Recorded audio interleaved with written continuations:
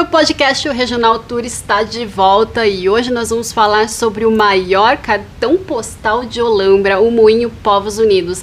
E para isso não poderia ser diferente, eu tinha que conversar com um especialista em moinho que ajudou a construí-lo, Tony Russell. Foi também o primeiro presidente da associação que administra o moinho e foi durante muito tempo esse presidente, né, Tony? E é um prazer enorme tê-lo aqui. E aí, se você ainda não é inscrito aqui no canal, já vai se inscrevendo e ativando também o sininho de notificações para você ficar sempre por dentro de tudo que acontece aqui. E vamos começar logo esse bate-papo. Tony, seja bem-vindo. Muito obrigado pela sua presença. Obrigado. E aí, eu quero começar lá do comecinho. Tony, da onde veio a ideia de construir um moinho em Olambra? Eu acho que foi pelo Jos de Wet. Em 2000, no ano 2000, ele começou a falar, olha, precisamos construir um moinho na Olambra. Parou por ali. Porque a gente já tinha alguns moinhos pequenininhos na frente do Centro Social Holandês. A gente já tinha um que é bem bonito, inclusive. Bem legal, muito, e bem original. Sim, mas era pequenininho. Além do Reyers fazer aqueles 7 moinhos, que também foi uma coisa muito legal, muito interessante, porque era réplica fiel e miniatura. Exato. Então foi muito legal. E depois começou a ideia de trazer um turismo mais consistente aqui na Olambra. E aí foi com a cooperativa, a prefeitura, a associação comercial e mais algumas entidades, clube, para tentar organizar para que o turismo pudesse ganhar um pouco de corpo. Sim. Isso foi 2005. 2006 começou a construção, ou a construção da ideia, pôr as coisas no papel.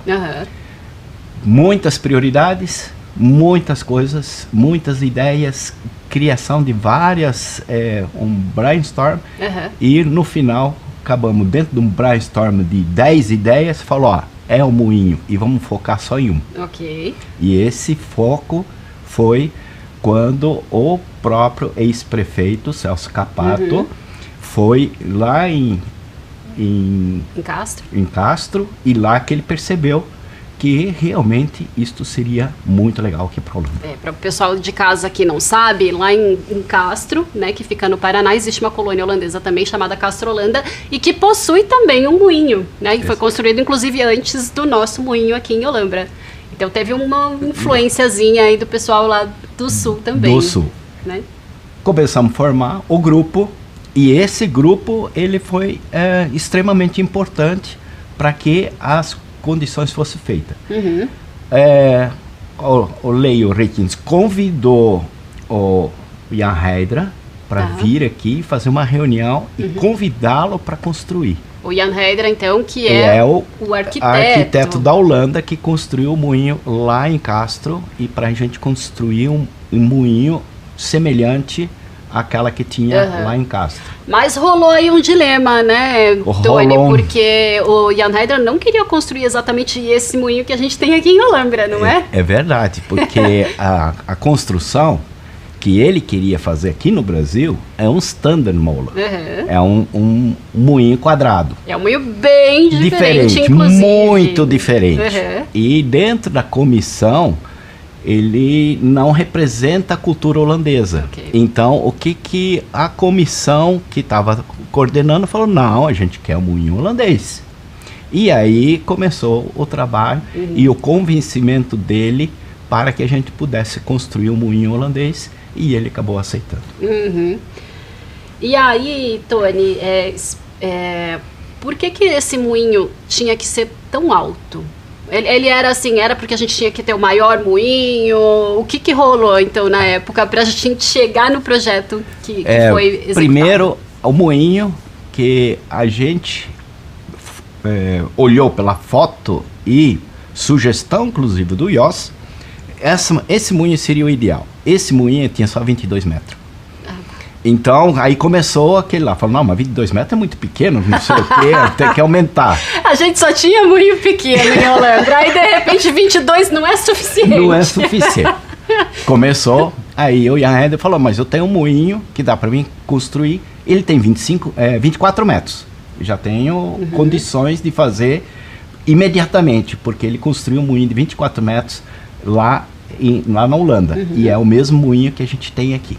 Tá. Então, essa construção, ele ficou baseado no de 24 metros. Começamos a construção e pela altura, nós tínhamos problema de árvores e ela teria que ficar acima da altura das árvores. Mas a decisão era fazer com 11 metros do deck. O desenho original, 11 metros do deck. E aí, com uma conversa daqui, uma conversa dali, aumentamos mais 3 metros e passou a ser o moinho mais alto da América Latina.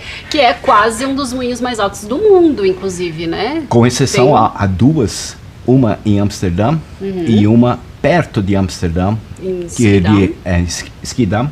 Isso. E em Amsterdã ele tem 29 metros, 29 metros de pá. Sim. E ele está a 30 metros de altura, ele está em cima de uma fábrica.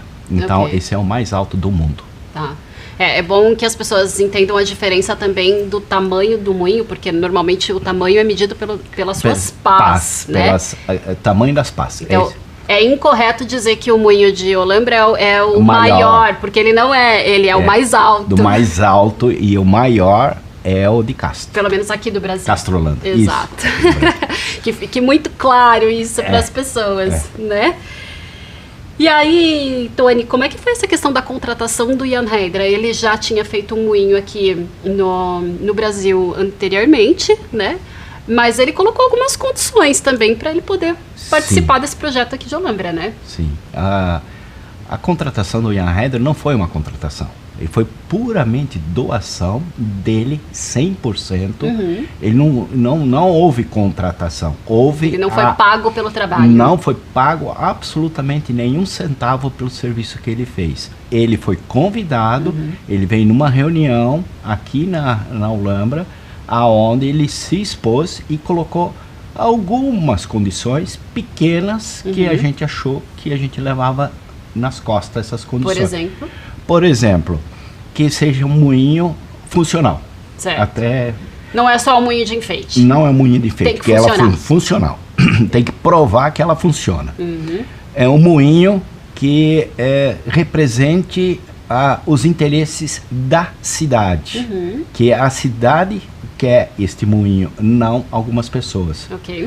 E a última que ele falou que tivesse uma associação que cuide do moinho, porque o moinho ele tem um custo muito maior para manutenção do que para a construção em si.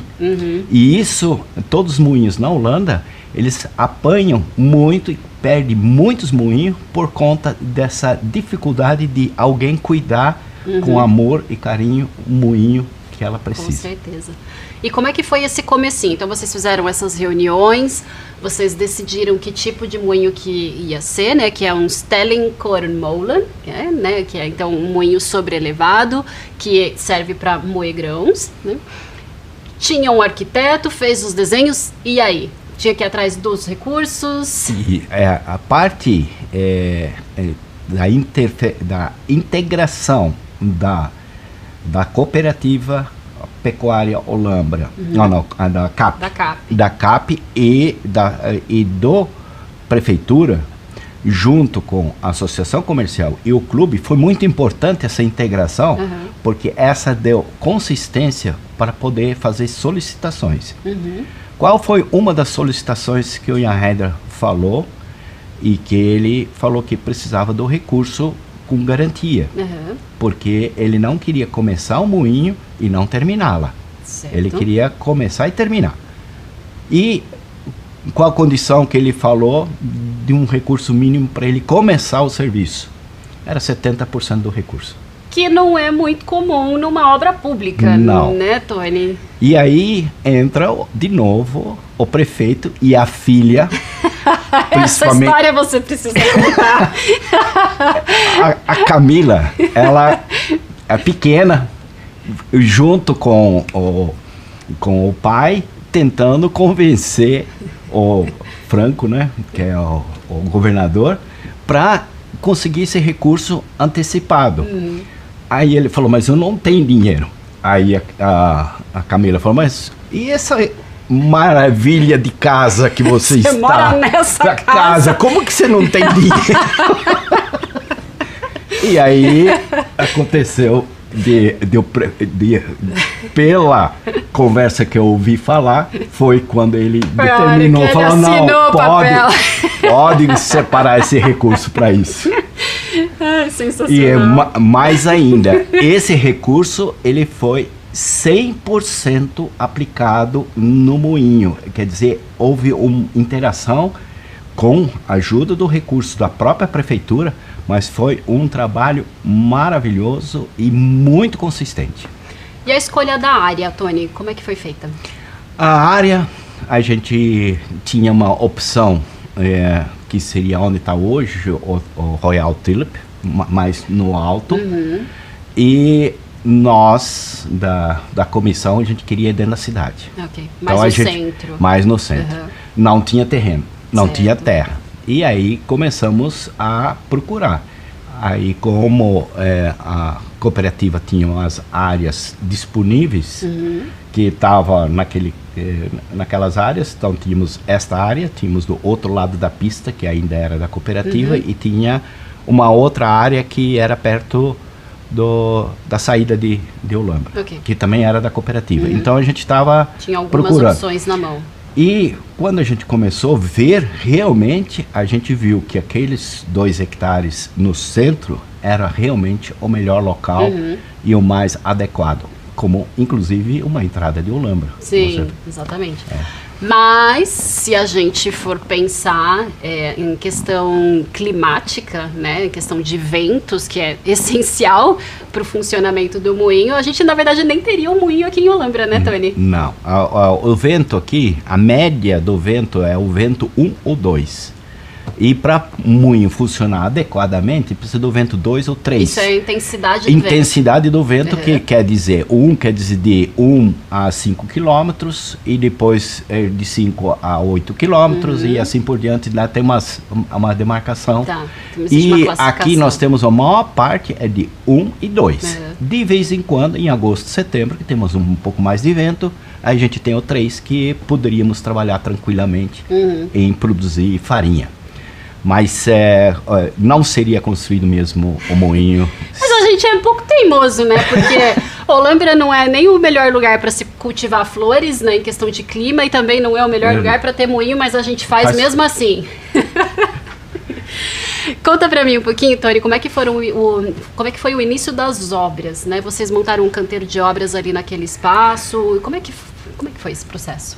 Foi um planejamento, e aí tem que voltar, um planejamento foi junto com a Irene Elting, que era da prefeitura. Que era da prefeitura, e a Irene e eu, a gente ficava pelo menos 2 semanas trabalhando todas as noites, das 5 da noite até umas 10 da noite, para poder levantar a planilha, a planilha orçamentária. Planilha orçamentária e levantar toda a questão.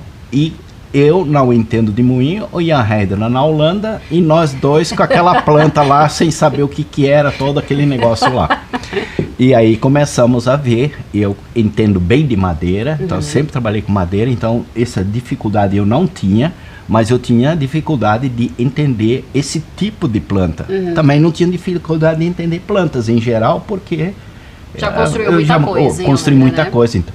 Então, algumas dificuldades eu era menor, mas outras dificuldades foi muito em função dos nomes que era dada lá na Holanda para peças que a gente nunca nem sabe o que é, nem sabe como foi. Sim, então era bem complicado.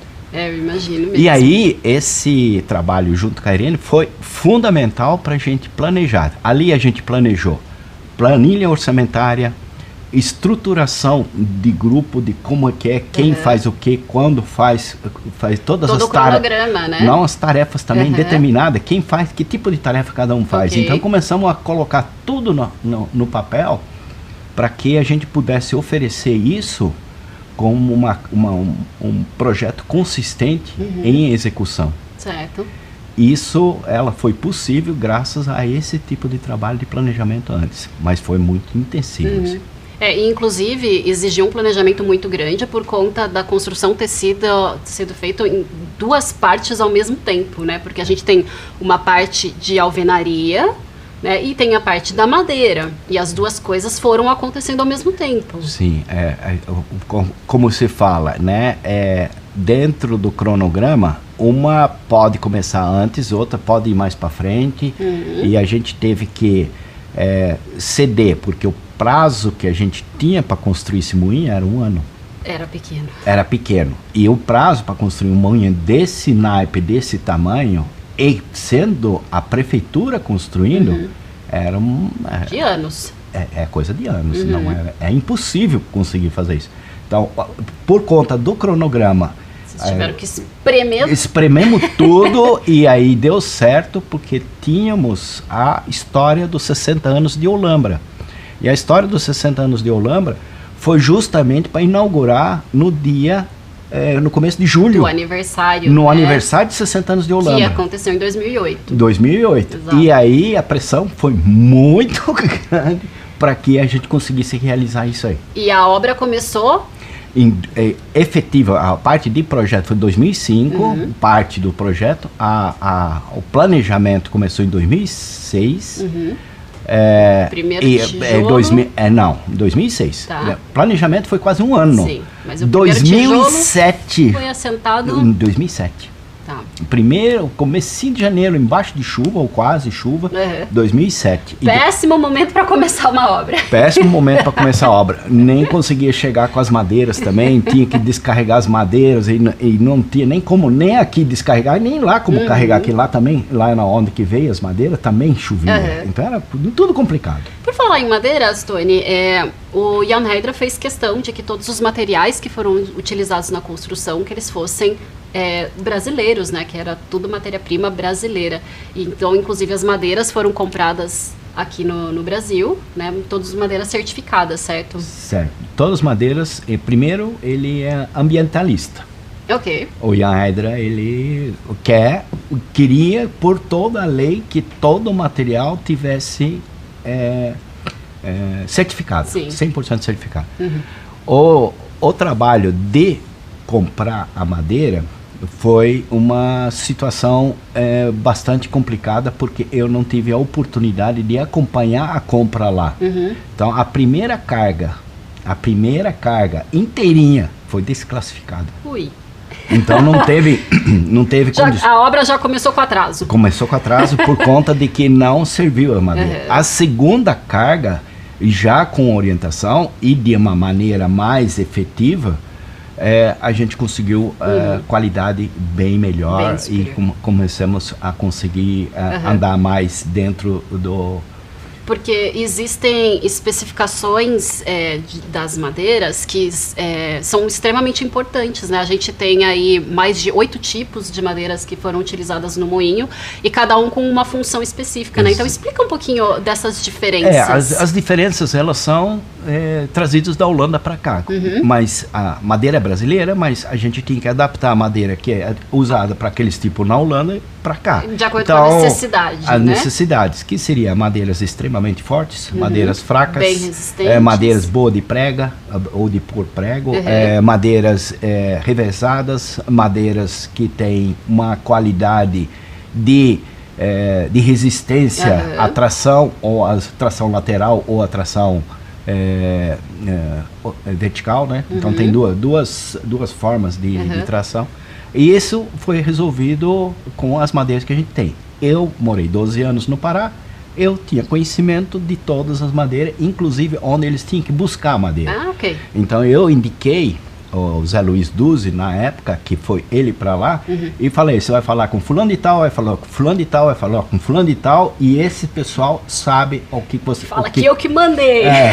E aí começou a andar direito, que na primeira não, realmente faltou um pouco.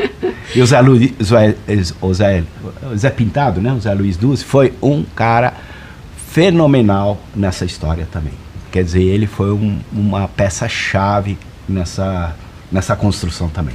Inclusive, o nome do moinho tem a ver com ele, né? Conta um pouquinho dessa história. O moinho, ele, na realidade, o moinho não tinha nome. E o Jan Hedder, a cada viagem que da Holanda para cá, ele vinha com um nome, ele vinha sugerindo, e ele falou que ele queria que pusesse um nome. Aí veio Princesa Isabel, veio vários nomes, mas muitos nomes, mas nenhum legal. Não tinha essa identidade, né? Com o Brasil, com Olambra. E numa das prestações de contas que a gente foi para São Paulo, o prefeito, o Zé Luiz Duzzi e eu, a gente foi para São Paulo fazer a prestação e na volta a gente parou em Campinas, no Giovanetti.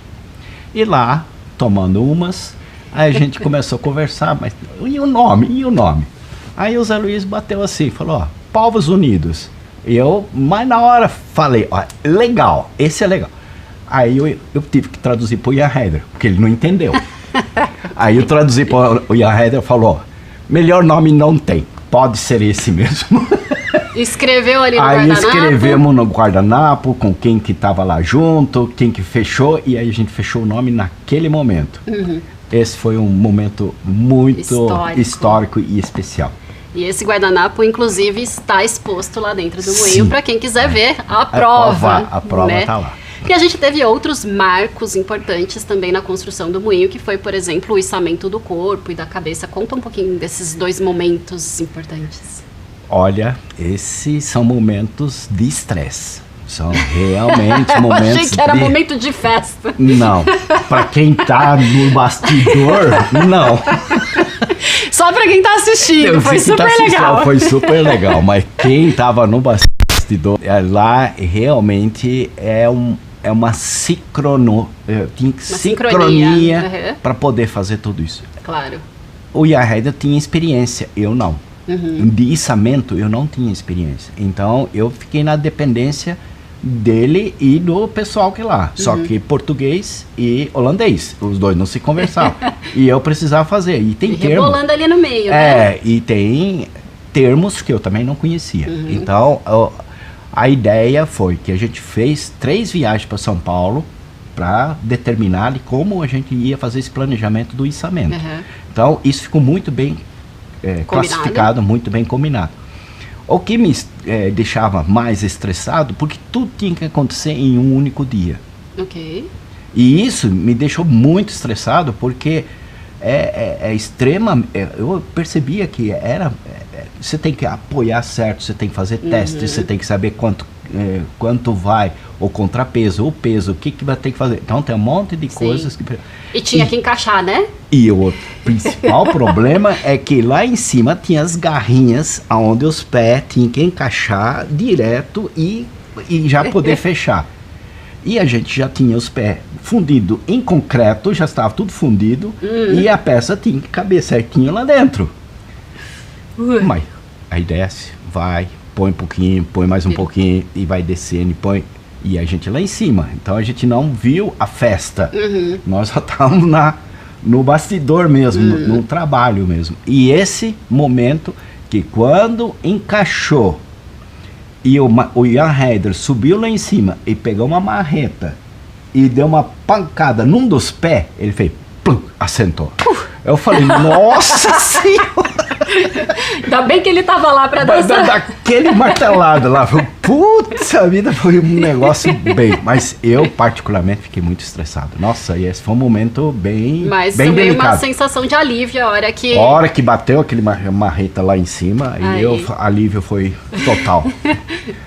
E aí, então, a construção foi terminando, né? E aí foi chegando próximo da data da inauguração do moinho e tinha algumas outras preocupações também acontecendo no momento. Por exemplo, a questão dos moleiros, né? Então, conta um pouco pro pessoal de casa, Antônio, o que é o moleiro, o que ele faz e por que era tão importante que a gente tivesse moleiros? O moleiro, eu não sabia o que era moleiro. Né? O que é moleiro? Que é um nome, inclusive, inventado aqui, né? Na realidade, o moleiro, ele é um nome que a gente criou, porque muita gente pensa que o moleiro é aquele cara que cuida de mola de caminhão. E não é.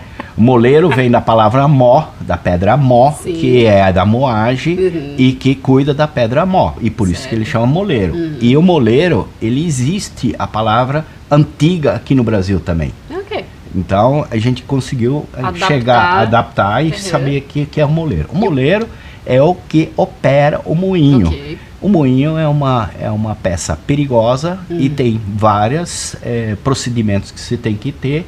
E você tem que ser certificado para você saber que você pode como operar Sim. e ter certeza de que você tem o perfil para ser um moleiro. Ok. O que, por exemplo, você precisa ter para ser moleiro? Não pode ter medo. Você não pode ter medo de altura, mas também não pode ter medo de vento, de chuva ou de... Não pode entrar em pânico. Não pode entrar em pânico. Então você tem que ter tempestade. um perfil que é tranquilo e que você tem confiança em si próprio para poder agir em momentos de pânico ou em momento de dificuldades. E outra é o peso seu. Então o peso para você poder ter a força, a contrapeso suficiente para puxar nas cordas que precisa para deixar ou tem parar. Que ser forte. Não, forte é mais peso mesmo. Tá. Não é muito pelo fato de ser forte. Então porque mulheres também podem ser moleiras. Pode, tem que ter peso. 65 quilos você consegue ser moleiro. Então esse é o peso mínimo, que é o contrapeso para você poder acionar o freio principal. Ok. Fora isso, o moleiro, ele precisa obedecer procedimento, então ele tem que ser treinado. E aí foi trazido a Wicker, que era uma moleira da Holanda, indicado pelo próprio Jan Heidra, para fazer para dar um curso. E nós estávamos em 25 pessoas, numa sala fechada, 50% que fala holandês, 50% que fala português. E a Wiki falando tudo em holandês. E aí, os que falavam português não pegou 100%. Não estava entendendo. Tinha que fazer uma tradução simultânea. Aí teve o Florisvela, que ajudou a fazer a tradução simultânea. Eu também ajudei, e mais outras pessoas que faziam. Mas a tradução simultânea, para quem não conhece, é muito difícil. Sim. Então, metade do assunto você acaba perdendo. Então, foi um... E... por conta disso, nós temos poucos moleiros, porque de 25, efetivamente sobraram 7 atuantes. Mas a gente foi agraciado aí também com a vinda de mais um moleiro, que é o Jorge. Foi muito legal, o Jorge está aí. Um moleiro holandês que resolveu se mudar para o Brasil, inclusive veio para a Holambra, está morando aqui também e veio ajudar a gente nesse trabalho, né, Tony? Foi muito... E uma outra questão também importante no momento ali da inauguração, né, naquele momento que a gente vivia, foi a questão da criação da associação, né? Por que foi tão importante isso, Tony? A criação da associação, ela tem todo a ver com a dificuldade de você manter o moinho. Então, basicamente, o Jan Heidra forçou a barra, inclusive com o prefeito, forçou a barra com todo mundo. Mas vocês têm que criar associação, vocês têm que criar associação. Então, 2 meses antes, a gente criou com a comunidade, como ele queria, uma comunidade da Holambra. 2 do moinho, 2 da associação, 2 da prefeitura, 2 do clube e assim com representantes de diversos segmentos, foi montado a associação. Então essa associação ela é da cidade, não é uma associação de um ou de outro, é da cidade. Então esse foi a importância. E essa associação tinha uma incumbência de fazer a manutenção. Só que logo nós tivemos uma nova gestão na prefeitura e não tivemos continuidade nessa atividade. Então, e parou. Demorou um pouquinho para a associação assumir de fato o moinho. Ficou 7 anos parado. Exato. E isso foi um prejuízo de manutenção do moinho muito grande. Claro. É um prejuízo do moinho.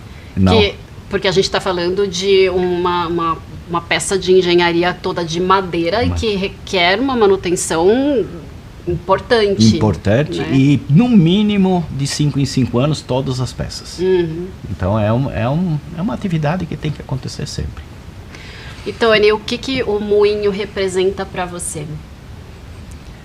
Olha, eu não posso falar muito forte, mas a Cineide, minha esposa, falou que eu tô mais casado com o moinho que com... Mas na realidade, eu me apaixonei pelo moinho já há muito tempo. Então, desde a época com o Yoss, lá, as conversas que a gente já tinha, porque ele sabia que eu mexia com madeira, então ele já sabia que eu tinha capacidade para fazer, então eu tinha umas conversas já rolando aí na cidade. Mas eu me encantei quando eu fui para a Holanda pela primeira vez, em Doetinchem, no moinho Aurora, onde eu tive a oportunidade, por um tio meu, que eu podia subir até o último andar, onde acontecia tudo. Que normalmente não é aberto para visitação. Não é aberto para visitação. Então tive essa oportunidade e eu falei, nossa, isso aqui é uma coisa fabulosa, é uma história que é muito longa durante os séculos. O que o moinho, a importância do moinho nos mundos foi muito, muito importante. Aliás, a Revolução Industrial lá na Inglaterra, que é a famosa Revolução Industrial, antes disso teve a pré-Revolução Industrial, que foi os moinhos. Sim, então, um grande apogeu dos moinhos, né? Então, moinho, você se apaixona pelo conhecimento de engenharia, pelo conhecimento que as pessoas tinham e principalmente pela habilidade, não de AutoCAD e coisa assim, mas de habilidade de fazer da engenharia em si mesmo, das coisas mais naturais e mais simples possível. E acontece dentro do moinho. Exatamente. E aí, se você quiser conhecer um pouquinho mais dessas histórias, o Tony é um moleiro, né? Ele trabalha com bastante frequência lá aos finais de semana para atender os visitantes e para explicar como é que o moinho funciona, contar todas essas histórias que ele está contando para a gente hoje. Então, faz um convite para o pessoal. Olha, Moinho Povos Unidos é uma réplica que realmente vale a pena de assistir. Temos uma equipe fabulosa para todo mundo conhecer o moinho. Independentemente se eu estou ou não estou, tem gente sempre explicando o que é o moinho.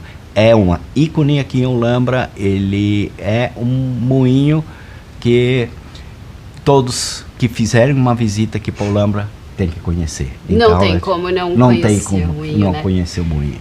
Eu sou muito suspeita para falar, porque eu também faço parte da Associação do Moinho, né? A Associação Povos Unidos.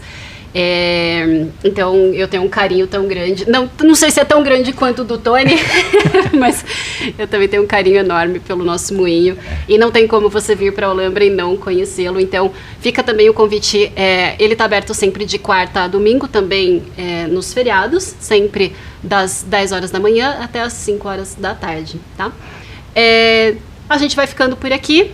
Eu agradeço imensamente a sua presença no programa hoje. Se você curtiu, já vai deixando seu joinha aqui embaixo. Também aproveita, se inscreve no canal e ativa o sininho de notificações. A gente se encontra aqui de novo na semana que vem. Então, um grande abraço e até a próxima. Muito obrigado.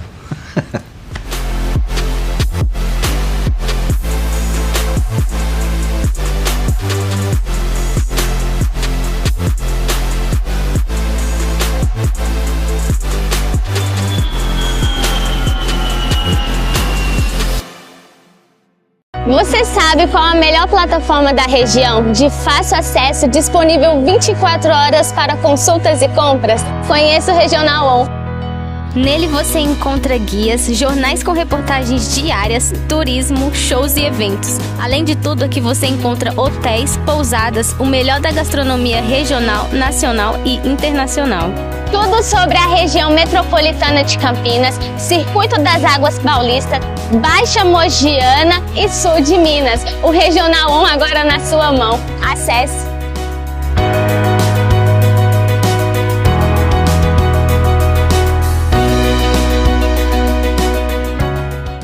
Descubra uma experiência gastronômica única em Olambra. Bem-vindo, Restaurante Trattoria Holandesa. sob a maestria do renomado chefe Marcel e da talentosa chefe Penha. Delicie-se com uma fusão de sabores da cozinha nacional e internacional, preparados com amor e dedicação. Localizado na charmosa Rua das Camélias, no coração de Olambra. Estamos abertos todos os dias, de segunda a domingo para o almoço. Venha viver momentos inesquecíveis com os sabores únicos do restaurante Trattoria Holandesa. Sabor é a nossa tradição.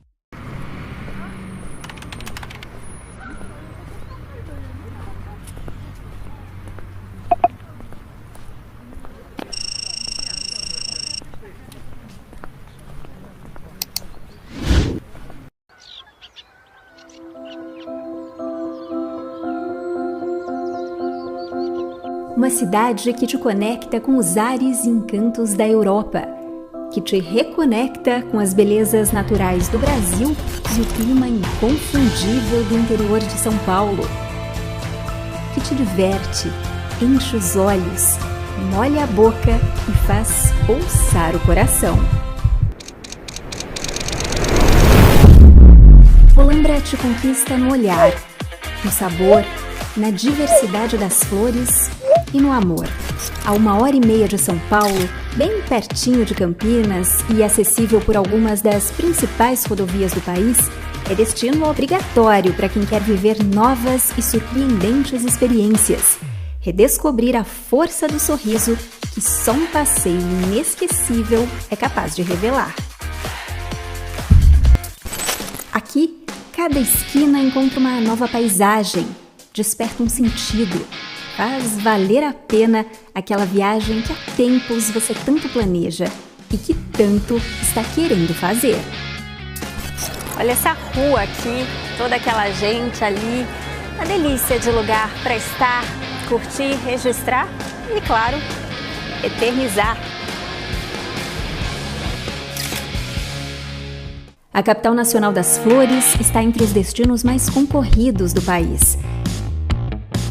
É um lugar especial para quem gosta de arquitetura com contornos típicos e diferentes, para quem se interessa por tradição, origem, história, para os amantes de belas paisagens de água e de campo, de vida cultivada em parques e praças, por todo lugar. Aqui, cada receita é única, cada passo desvenda um novo cenário imperdível. E durante todo o ano, festas e eventos culturais, gastronômicos e esportivos mostram que é possível se apaixonar diversas vezes por um só lugar. Em Olambra tem joelho, tem chopp, tem moinho, tem doce, tem sombrinha na rua e debaixo da árvore, tem lojinha para quem curte umas compras, tem flores aos montes, de tudo que é jeito, para quem não vive sem cores. Tem muito da Holanda, mas também um pouquinho de cada lugar. E tem, acima de tudo, a magia que só uma estância turística completa é capaz de proporcionar.